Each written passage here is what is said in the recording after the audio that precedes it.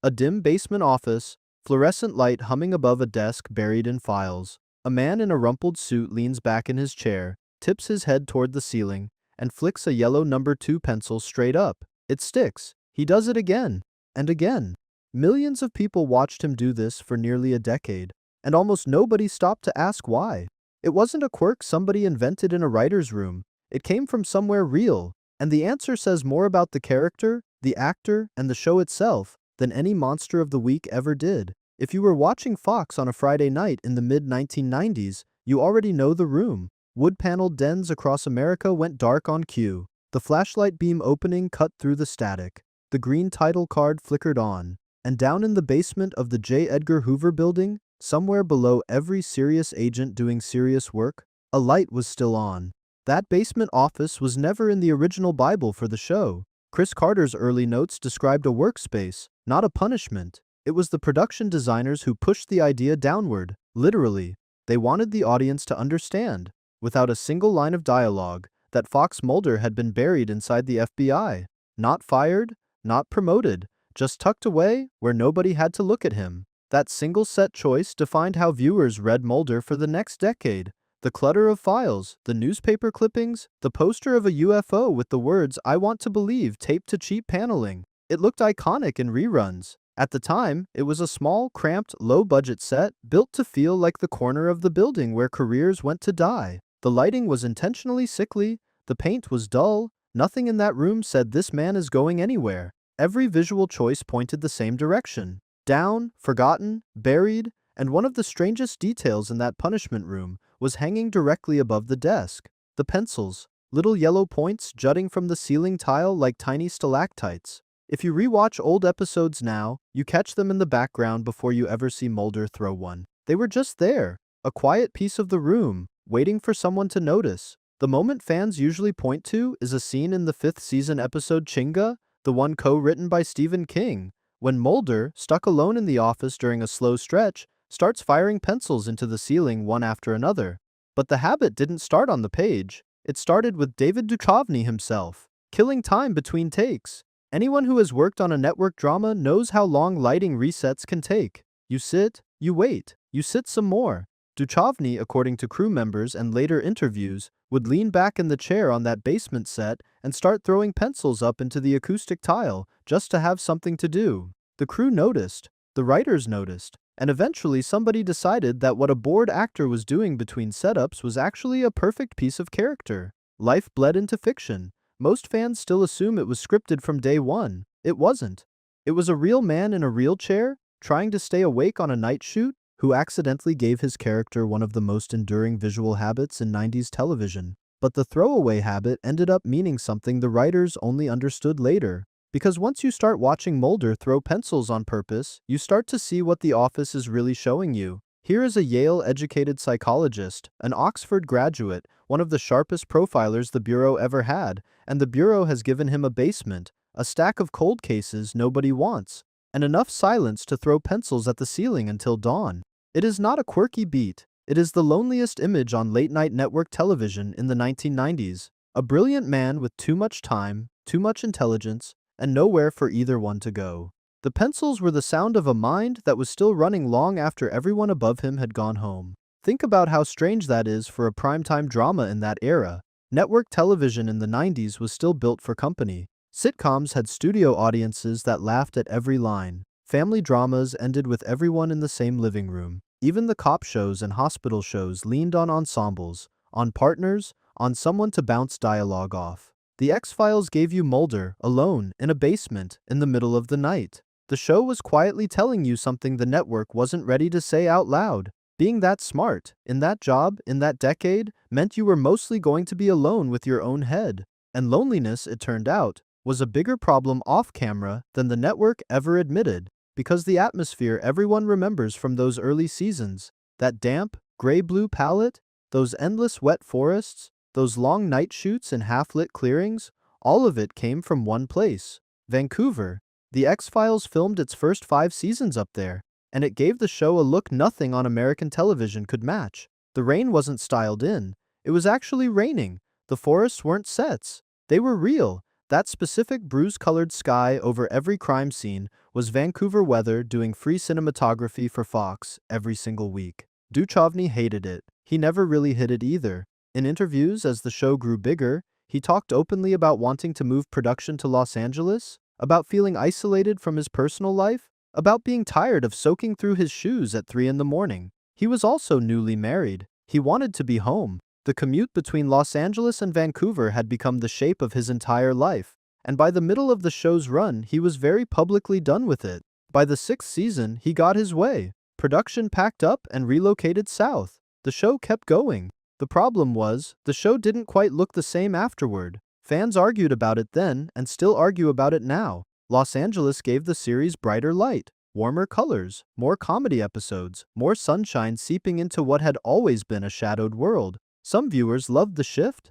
Others felt the mood they had fallen in love with was quietly gone. The look everyone still associates with the X-Files really only existed for half of it. And Duchovny wasn't the only one whose real life was quietly bending the show. Because across the office from him, standing in the flashlight glow with her red hair pulled back and her voice clipped into that famous skeptic's rhythm, Gillian Anderson had been fighting her own battle since the pilot. Fox nearly didn't cast her. The network wanted someone taller, older, more conventionally glamorous, the kind of leading woman a mid-90s primetime drama was supposed to have. Chris Carter fought hard for the 24-year-old with almost no television credits who had walked into the audition and read Scully like she already knew her.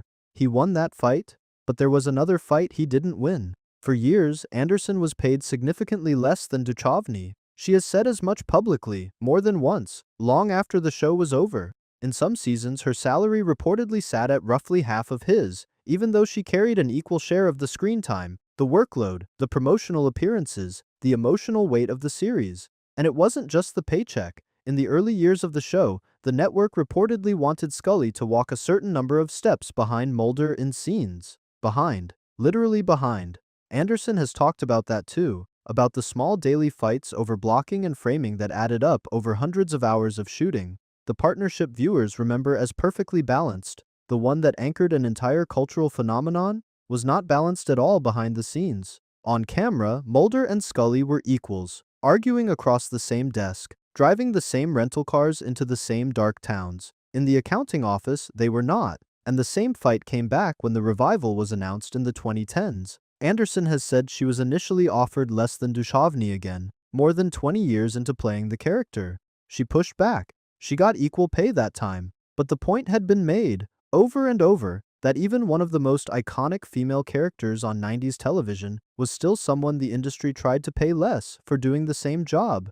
And the pay gap wasn't the only tension the network worked hard to keep off screen, because the show itself was quietly picking fights with what network television was allowed to do. If you were watching in October 1996, you remember what happened when the episode Home aired, the cold open in the field, the rain, the unmarked grave, then the story itself unfolding in that small town, with a family that felt less like characters and more like something dragged out of American Gothic literature. It was violent. It was disturbing. It was unlike anything network television had put in front of a Friday night family audience in years. Fox had actually given the episode a viewer discretion warning before broadcast, one of the first times the network had done that for one of its own dramas. And after that first broadcast, Fox effectively pulled it, not permanently everywhere, but from the network's own rerun rotation for a long stretch. For years, if you wanted to see Home again, you needed the syndication package, the VHS tape somebody's cousin had recorded, or a cable rerun that happened to slip past programming. It became the show's most whispered about episode precisely because you couldn't find it easily. The writers had proved something. They had proved the network wasn't ready for the show that the X-Files was becoming. They had also proved that the audience was, in fact, more than ready. Fan letters poured in about Home. Critics kept referencing it. It quietly became one of the most influential horror episodes ever produced for American network television. You can trace a straight line from that 1 hour of Friday night broadcast to almost every prestige horror series that came after it. But at the time, inside Fox, it looked like a problem. A ratings win the network didn't quite know how to celebrate. A creative victory that made executives nervous. Advertiser complaints reportedly came in the week after it aired. Some affiliate stations had gotten calls from viewers. The show's willingness to push that far had a cost the cast paid quietly, in every meeting, in every note session. in every argument about what the next season was allowed to be. Home became the episode that everyone at the studio talked about carefully, praised in interviews, handled at arm's length in scheduling. It was the kind of victory that comes with an invisible ceiling attached to it. Every writer on the show now knew exactly where the wall was, and knew the network had drawn it there on purpose. By 1998, the pressure had another shape. The X-Files became one of the rare television series to release a theatrical film during its original network run. Fight the Future came out that summer, tucked between the 5th and 6th seasons. It was a genuine event, Duchovny and Anderson doing the press tour together, trailers on every network, posters at every multiplex. But making a movie inside a running television schedule broke something. The cast was exhausted. The mythology of the show, the big alien conspiracy arc, had to bend around what the movie had already committed to. And viewers who tuned in for the 6th season premiere in the fall felt something they hadn't felt before. A show that used to feel handmade was starting to feel managed. The rain was gone, the forests were gone, and the sense that anything could happen in any given episode had been replaced by a larger machine that had to keep moving. Because by the time you get to the late seasons, something is fraying. Watch the episodes from years 7, 8, and 9, and you can feel it in the air of the show. Duchovny is on screen less. His contract had shifted. He had also sued Fox over syndication profits, a lawsuit that eventually settled, but left real bruises on the working relationship between actor and network. The core dispute was about money the show had generated in syndication, money Duchovny felt he was owed a piece of under his contract, and Fox disagreed. The suit ran through the industry press for months. It ended with a settlement, but it also ended with a lead actor who had spent the last stretch of a beloved role in a legal fight with the studio that made it. That kind of thing does not leave the set. It sits in every table read. It sits in every scene. The show tried to keep going with new leads. Robert Patrick came in as John Doggett. Annabeth Gish came in as Monica Reyes. Both of them were good. Both of them were talented. Neither of them was Mulder. And the audience that had followed the show through the Vancouver rain, through Home, through the movie, through the pay disputes nobody outside the industry knew about, could feel the difference. Ratings that used to be untouchable started to slide. The Friday night ritual that once held whole living rooms in place became a Sunday night curiosity, then a Sunday night afterthought. By the 9th season, the show was tired. Not creatively empty, not without good episodes, but tired in the way that a series which has been running on contractual duct tape for years eventually becomes. The finale aired in the spring of 2002 to an audience that had already, in a quiet way, started saying goodbye. Duchovny came back for it. Anderson was there. Old faces returned. But it played less like a triumph and more like a family gathering after a long illness. Most people remember the show ending naturally, wrapping itself up because its story was done.